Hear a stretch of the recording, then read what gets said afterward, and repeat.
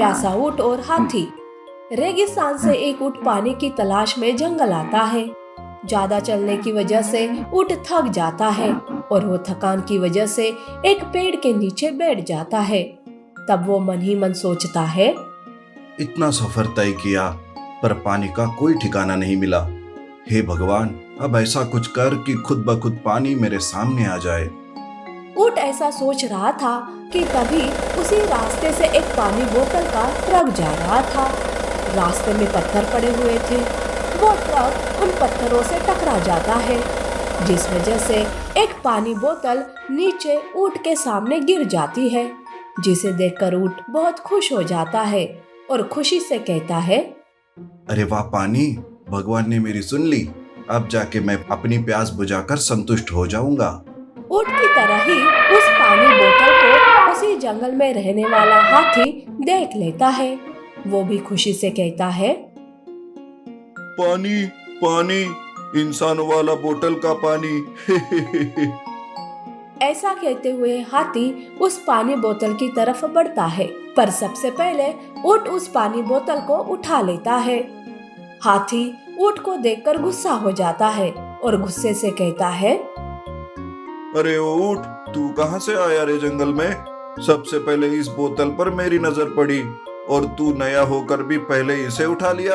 अब चुपचाप से ये बोतल मेरे हवाले कर दे। अरे वाह, चाहे किसी ने भी पहले देखा हो, पर उठाया तो मैंने है ना, फिर इस बोतल पर मेरा अधिकार है। वैसे भी मैं बहुत प्यासा हूँ, इसलिए ये पानी मैं ही पीऊंगा।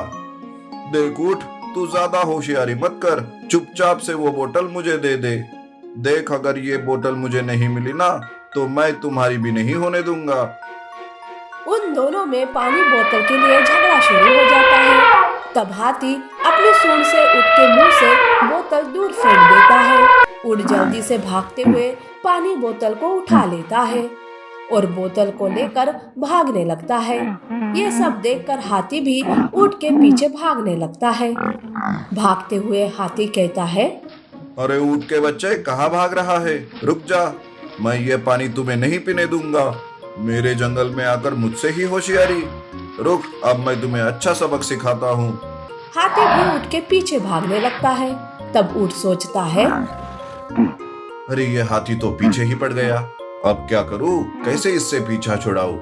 प्यास के कारण मेरा गला सूख गया, पर यह हाथी बात सुनने वालों में से नहीं लग रहा। ऊंट भाग ही रहा था कि उसे एक पहाड़ दिखाई देता है। तब वो सोचता है, चलो, हाथी से बचने का एक उपाय मिल गया।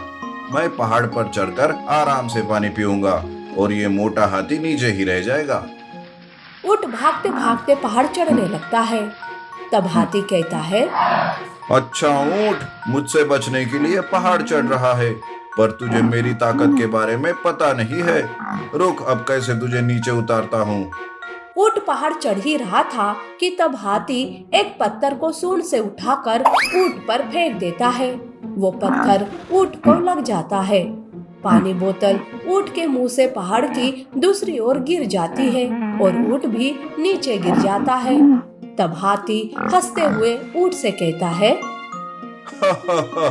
देखा बच्चों मेरा कमाल। अब वो पानी बोतल ना तेरी और ना मेरी, पता नहीं पहाड़ के वो किस ओर चली गई। अब वो पानी बोतल तुम्हारे हाथ ही नहीं लगने वाली। अरे हाथी, ये क्या किया तुमने? मुझे सच में बहुत प्यास लगी है। मुझे पानी पीने देता तो तेरा क्या बिगड़ जाता। कुछ भी हो जाए, पर मैं पानी बोतल ढूंढ कर ही रहूंगा। पानी का महत्व प्यासे को ही रहता है। तू तो बस ईर्ष्या के कारण उस पानी की बोतल के पीछे पड़ गया था। ऐसा कहकर ऊंट पानी बोतल ढूंढने जाता है तो हाथी मन ही मन सोचता है, दरअसल मैं भी पानी पीना चाहता था, पर लगता है ये पानी बोतल मेरे नसीब में ही नहीं थी। चलो जाने दो। ऐसा कहकर हाथी हार मानकर अपने रास्ते चला जाता है, पर ऊंट हार न मानकर पानी बोतल ढूंढने लगता है। आखिरकार वो पानी बोतल को ढूंढ लेता है और पानी पीकर संतुष्ट हो जाता है। इस तरह से ऊंट कामयाब हो जाता है तो हाथी हार जाता है। इसीलिए कहते हैं कि कामयाब वही होते हैं जो कभी हार नहीं मानते।